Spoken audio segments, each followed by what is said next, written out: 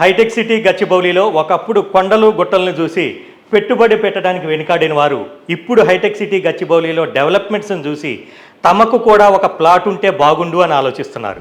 మరి ఇప్పుడున్న పరిస్థితుల్లో అక్కడ ప్లాట్ కొనగలమా అంటే చాలా కష్టమనే చెప్పుకోవచ్చు.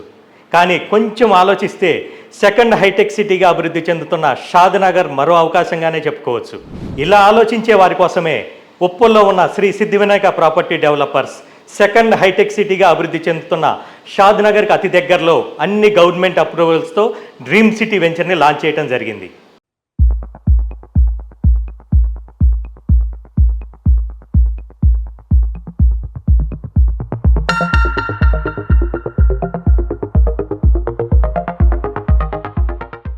అనువైన స్థలం, అందమైన గృహం, ప్రశాంతమైన జీవితం మా స్వప్నం, మా లక్ష్యం.